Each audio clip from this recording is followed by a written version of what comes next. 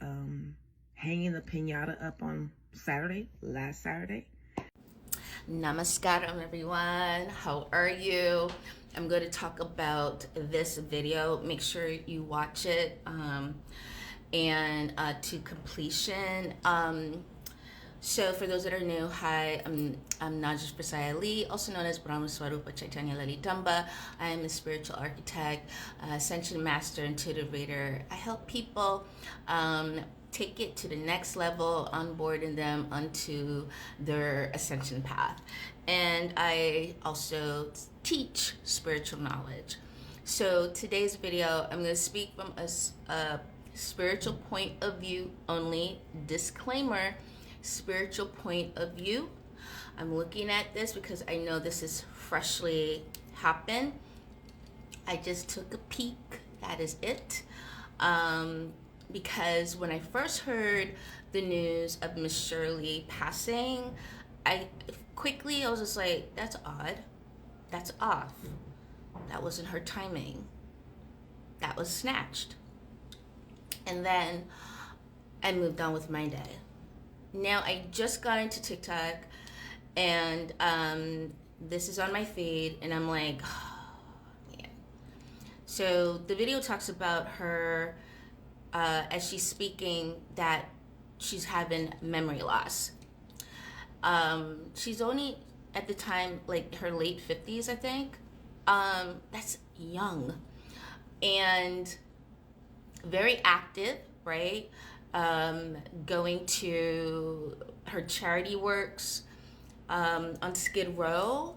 I learned that she has many charity works, does a lot of work, beauty, utilizing beauty, food, etc., feeding the poor. And I'm giving all this because it shows an active woman, and woman with a purpose, a woman with a direction, a woman here on a mission. She understood her mission here of helping others in this particular way. Skid Row, if you ever been to California, I had a chance when I was in college to walk up and down Skid Row. I remember a couple other college students who were unfortunately were homeless and living. I went under the bridges. It was taken everywhere just to really get a viewpoint, you know. So I have a grasp of what she, you know, likely her day-to-day was of feeding people, helping people, you know. I don't know what was going on. I feel like there was something going on behind the scenes that's not public as yet. And I think that has to do with business, it has to do with money, that has to do with other people. One thing I've learned is, in getting this peek in, you may work with people that you think, or maybe in the beginning, were with you in the same wavelength. Something transcended. That's what I can say. So when I listened to this, she's talking about, I don't know, like, where my week went. You know, all these bruises I'm having. I'm waking up as if I've been fighting, and things. So the first thing, spiritual point of view, I saw, oh, you're floating. That tells me there's a push of entry, right? A push of entry. So when a person can go through someone or another being taking entry into the body. So what we use say, oh, they pushed her into the sunken place. Yes. So pushed to the side, another being comes in, takes over the body for a period of time. And it could be many, right? It could be taking turns through the body and utilizing the body actively. The other part I saw was tampering of food. And I think tampering of the food is whatever she was ingesting or been given to eat or to drink. Like, I don't know if they do a toxicology on that or anything. I don't know. Family members would have to really look at and just really pinpoint, hey, I want you to take a look into this area. But that's what I picked up. It was those two. And pouncing her down like that. Like, that's what it seems like, that she was being beat up, or she's also too fighting. And fighting very hard for her life. There's memory there, but the body is holding the memory and showing the evidence of that memory, as well as is in the subconsciousness of her. And so those are the two things I would say. From a physical standpoint, she was tampered with food to get her to be very lucid, right? Like, so relaxed, right? That they're able to push her to the side.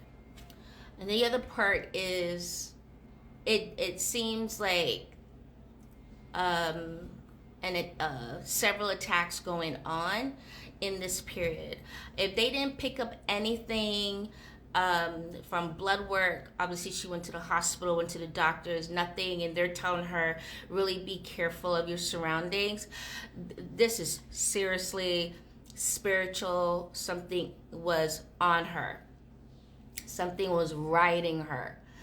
And that could be the environment, because even though you are helping people, in those spaces carry low vibrational beings. This is a haven for low vibrational beings. I'm talking about if you are going to be in those areas, you're dealing with a lot of shapeshifters. You're dealing with a lot of, low demons, chaos energy, chaos beings,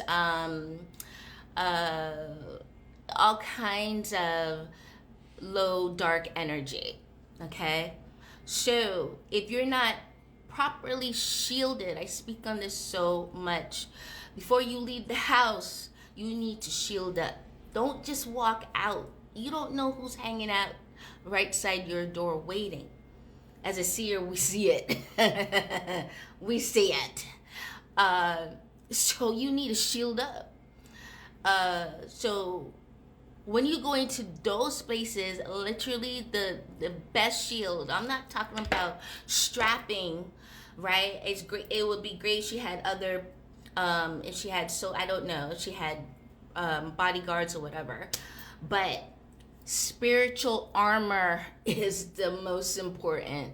Spiritual armor when you go into these low vibrational spaces. And dealing with the food, I don't know who dealt with her food, so it's always, when these things happen, it's always about the people closest to you. It's always the people closest to you. That's where your enemy lies. The ones closest to you, who handles your food, who handles your drinks, who you feel so comfortable with that you open up to, you share to. Those are your enemies, man. Those are your enemies. And so I'm not saying, like, I don't know her family, I don't know who's around her. I'm just talking from a spiritual point of view and looking at this from a spiritual point of view. If you have insight, if there are other seers and want to look into this, let me know, share it.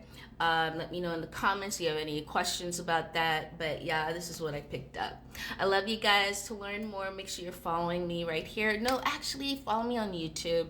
The link is in the bio. We are transitioning over to YouTube. I love you guys.